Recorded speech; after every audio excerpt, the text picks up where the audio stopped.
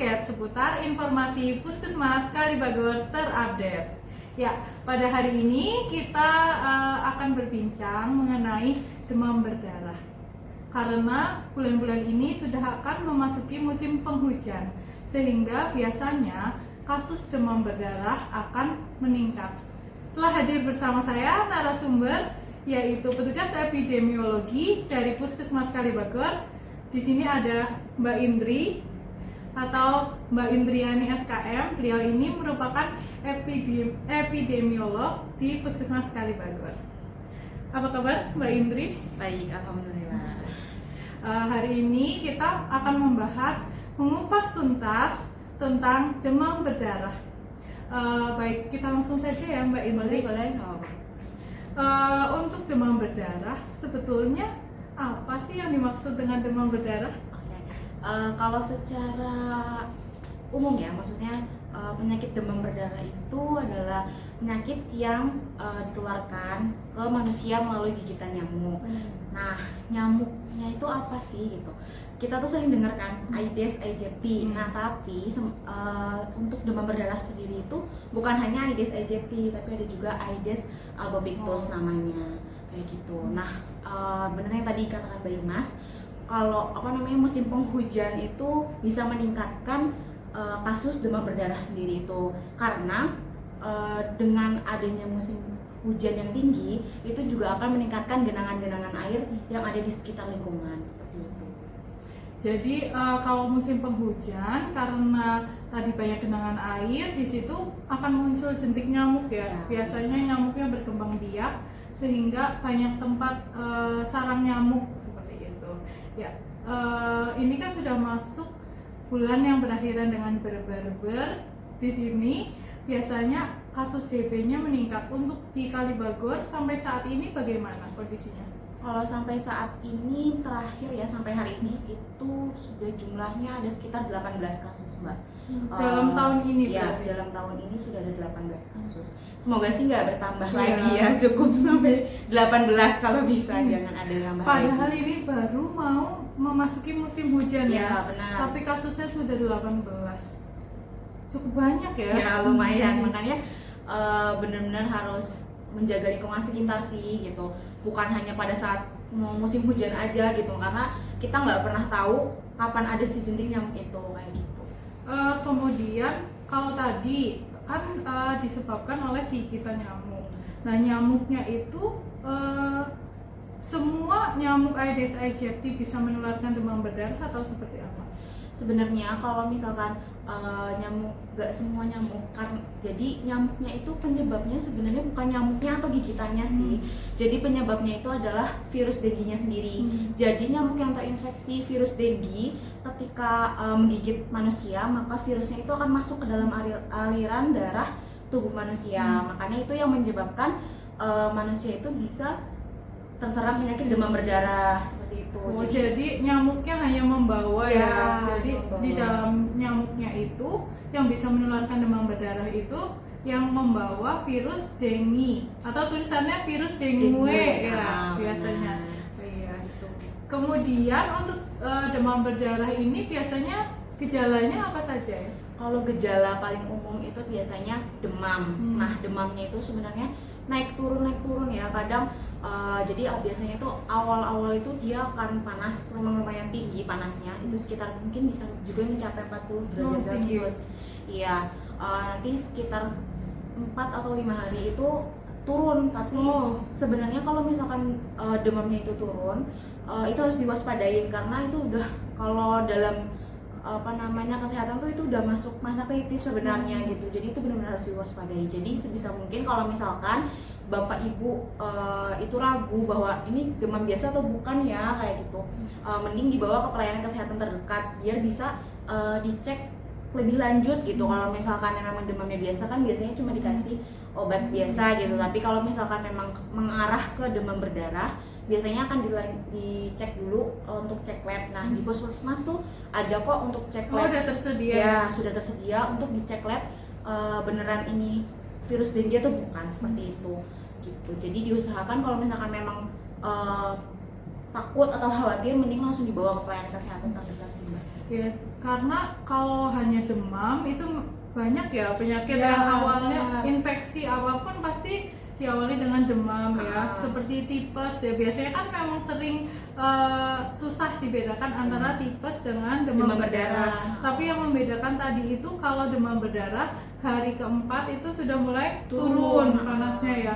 Dan di situ malah kritis ya justru. Iya, masuknya masa kritis. Hmm. Jadi kalau misalkan itu mending dibawa langsung ke pelayanan kesehatan sih, jadi lebih tepat untuk diagnosisnya. Karena kita kan kadang orang awam, ini cuma demam biasa, tapi kita nggak tahu kan. Nah, selain demam itu, kalau misalkan memang kita telat penanganannya, itu bisa muncul namanya perdarahan. Itu bisa sampai mimisan atau muntah darah, Oh, iya. kayak gitu. Gitu sih. Terus biasanya sama anak-anak itu paling mereka keluhannya awalnya kayak pusing, terus kok lemes pulang sekolah, kayak Pegel-pegel gitu. gitu ya. Pegel-pegel juga. Terus ada beberapa yang memang mereka itu muncul ruam-ruam kayak gitu. Oh, bintik-bintik Ya, merah. bintik merah. Jadi ruamnya itu bintik-bintik merah itu gitu. Jadi kalau misalkan memang ngerasa kok seperti ke arah demam berdarah ya, mending langsung dibawa ke pelayanan kesehatan. Jadi biar bisa ditangani dan diobati secara tepat. Seperti Intinya berarti kalau demamnya sudah 3 hari lah ya, itu. Iya. nggak turun-turun, itu segera dibawa ke fasilitas pelayanan kesehatan. Dan tadi kata Mbak Indri, untuk di puskesmas sudah tersedia untuk pemeriksaan laboratorium demam berdarah, seperti itu ya. Nah, selanjutnya kalau tadi kan sudah gejalanya ya, sudah penyebabnya, kasus di Kalibagor juga sudah. Nah, cara pencegahannya itu seperti apa? Oke, cara pencegahannya kita sering banget dengar namanya PSN, Mbak. Nah, PSN itu kan pemberantasan sarang nyamuk. Apa sih yang harus dilakukan dengan PSN itu sendiri? Itu tuh ada yang namanya 3M+. Apa aja 3M plusnya itu? M yang pertama itu bisa menguras tempat-tempat penampungan air. Jadi misalkan kayak bak mandi atau misalkan ember yang atau drum yang dijadikan untuk wadah penampungan air, itu sebisa mungkin, sesering mungkin dikuras, karena kita nggak pernah tahu nyamuk itu kapan berkembang biak di tempat tersebut, seperti itu. Kemudian yang kedua, menutup tempat-tempat penampungan air, seperti itu. Jadi kalau misalkan memang banyak, kan kadang suka ada ya yang nyimpen airnya buat air masak itu di panci gitu, atau drum, atau misalkan ember kayak gitu. Itu diusahakan ditutup, karena takutnya kalau misalkan dibiarkan terbuka terus kita nggak memantau itu, takutnya nyamuknya berkembang biak dan bertelur di situ gitu.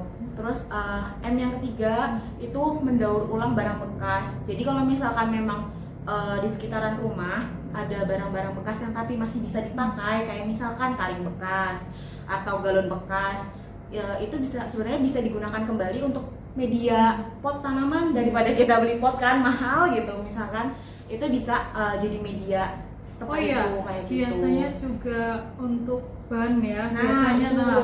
Ban ini banyak yang dijadikan untuk penindih genting ya. seng ya, Benar. genting. Padahal seperti kita tahu, ban itu kan muter. Apabila terisi air di dalamnya akan susah untuk dikeluarkan. Nah, itu harusnya bannya itu diapain? Nah, kalau bisa sih sebenarnya jangan dijadikan untuk penindih genteng itu ya, dia karena kan kalau hujan kita nggak mungkin naik ke atas genteng buat ngilangin air dari si bannya kan. Jadi kalau sebisa mungkin itu dihindari. Nah, kalau bisa juga bannya itu dijadikan wadah tempat sampah itu loh, Mbak.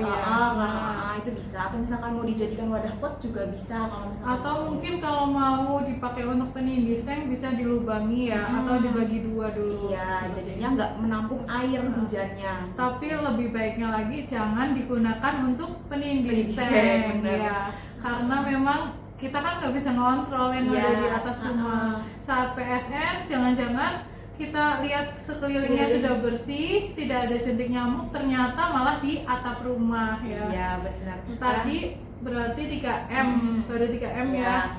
Nah, plusnya itu bisa menanam tanaman untuk menanam tanaman penghilang nyamuk gitu, kayak lavender bisa, atau serai mungkin yang gampang ya gitu. Kan kalau lavender takutnya susah ya Mbak nyarinya gitu. Nah, itu bisa pakai serai gitu. Terus misalkan bisa juga memelihara ikan pemakan jentik, kayak ikan lele mungkin yang gampang kan kayak gitu. Terus misalkan bisa juga menggunakan kelambu kalau mau tidur, atau misalkan mau menggunakan pakai lotion lotion anti nyamuk ya. atau memasang obat anti nyamuk itu boleh, nggak apa-apa gitu. Tapi lebih efektif sebenarnya untuk menggunakan lotion anti nyamuk atau obat nyamuk itu di sekitaran jam 9 pagi sampai jam 5 sore, karena biasanya nyamuk demam berdarah itu menggigitnya di sekitaran jam itu. Jadi pas anak-anak mungkin lagi main gitu, aktif-aktifnya main kan sama teman-temannya, kita nggak sempat mantau, kita nggak tahu dia mainnya kemana kayak gitu. Nah itu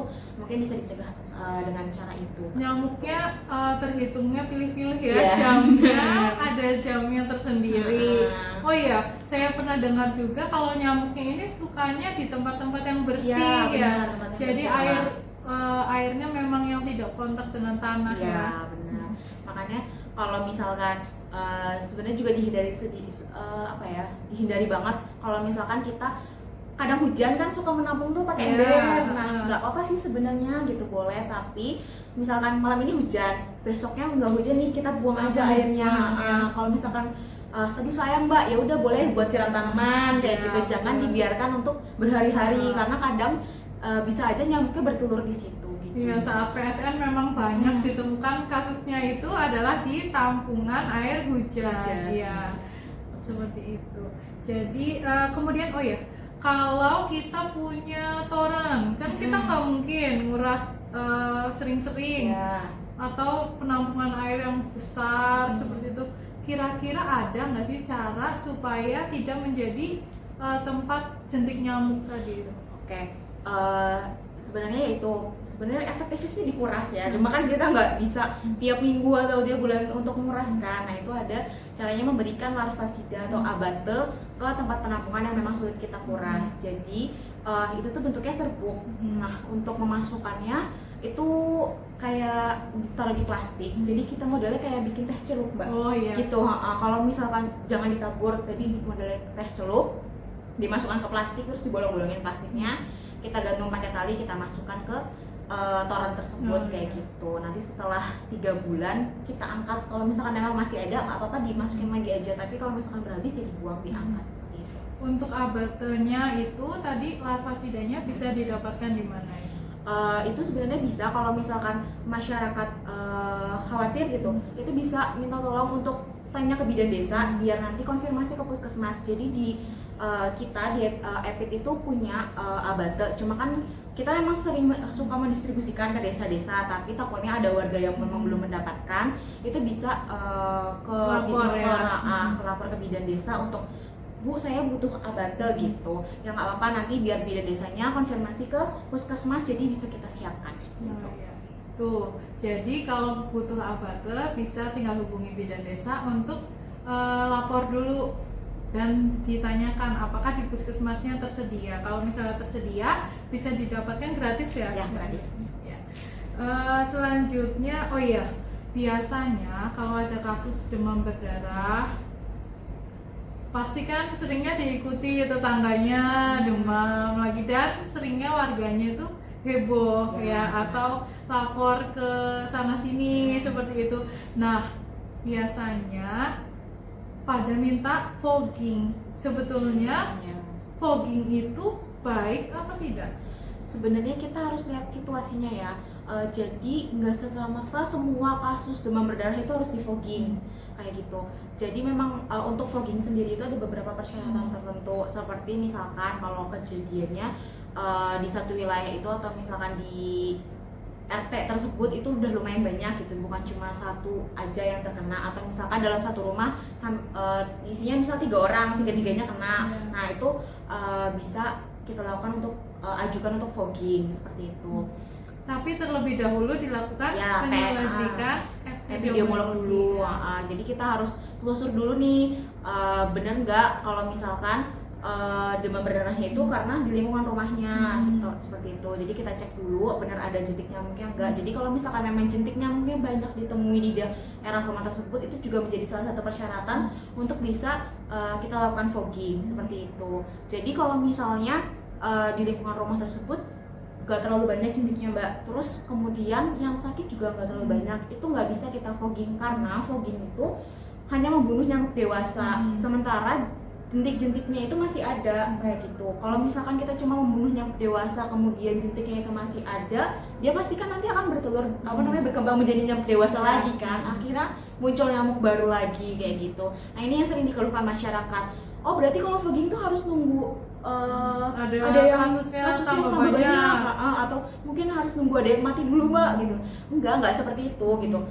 Memang ada beberapa persyaratan tertentu yang harus dipenuhi dulu sebelum dilakukan fogging gitu. Jadi kita harus cek dulu lingkungan dan situasi yang ada di daerah tersebut seperti apa kayak gitu. Karena yang efektif itu yang tadi PSN sebenarnya Mbak, pemberantasan sarang nyamuk dengan melakukan 3M+ tadi. Nah, dengan melakukan PSN ini otomatis kan kita menghilangkan dari bibitnya ya, iya, benar-benar jentik-jentiknya dari jentiknya gitu, benar-benar menghilangkan itu kan. Jadi otomatis nyamuk dewasanya juga akan semakin berkurang. Tapi kalau misalkan kita cuma melakukan fogging, yang kena pasti kan yang terlihat saja gitu, kayak misalkan selokan-selokan atau mungkin yang bagian rumah terdalam mungkin bisa aja nggak kena, padahal mungkin di situ loh ada tempat perindukan nyamuknya. Yang ada gitu. malah dengan fogging mungkin nyamuknya cuma pindah ya ke desa sebelah gitu. Ngungsi ya. Ya, jadi fogging ini juga tidak boleh dilakukan sering karena apa? Nyamuknya itu juga bisa resisten. Kalau nyamuknya sudah resisten, nanti dilakukan fogging pun tidak akan efektif. Jadi sesuai dengan tadi kata Mbak Indri bahwa pencegahan paling efektif yaitu dengan PSN 3M+. Ya. Kemudian tadi fogging dan PSN. Oh ya, kalau ada kasus demam berdarah, biasanya dilakukannya seperti apa urutannya? Jadi biasanya puskesmas itu harus dapat yang namanya form KDRS. Nah, itu biasanya form tersebut itu lembar warna kuning dari rumah sakit. Biasanya juga dari rumah sakit itu menitipkan ke si pasien. Nah, nanti biasanya pasien akan disuruh atau diminta untuk melaporkan ke bidan desa gitu. Nanti dari bidan desa itu akan disampaikan ke puskesmas. Tapi walaupun misalkan warganya atau pasien tersebut tidak mengirimkan ke bidan desa, biasanya puskesmas juga dapat laporan dari rumah sakit. Nah, dari dapat laporan dari rumah sakit tersebut, akhirnya baru kita bisa tindak lanjuti untuk melakukan penyelidikan epidemiologi tadi Mbak. Untuk kita cek benar nggak gitu, kita cross check benar nggak pasien tersebut itu memang habis dirawat dan terkena demam berdarah, terus kemudian situasi dan lingkungan kondisi rumahnya seperti apa, kemudian apakah habis berpergian dari mana gitu, kan kita nggak tahu, mungkin habis dari luar kota atau dari mana seperti itu. Terus juga misalkan di rumahnya yang terkena cuma si A aja apa ada anggota lagi, ada anggota keluarga yang lain kayak gitu. Paling itu, jadi kita nggak bisa, oh Mbak kayaknya si A kemarin habis dirawat kena DB, kita nggak bisa langsung mengunjungi kalau misalkan memang nggak ada form KDRS, karena kan kita nggak punya bukti yang kuat untuk mengatakan bahwa memang pasien tersebut tuh habis kena DB gitu. Seperti itu sih. Jadi intinya kalau ada pasien demam berdarah, pasti oleh rumah sakit akan dibawakan atau rumah sakit mengirimkan form KDRS itu tadi ya. Biasanya warnanya kuning ya. Nah, itu. Jadi kalau yang mendapat KDRS tadi kemudian akan ditindaklanjuti dengan melakukan penyelidikan epidemiologi oleh petugas EPIR. Nanti dicek kronologisnya ya, kemudian juga dicek apakah ada jentik nyamuk. Biasanya bukan hanya di rumah pasien ya, tetapi di tetangga yang sekitarnya, seperti itu.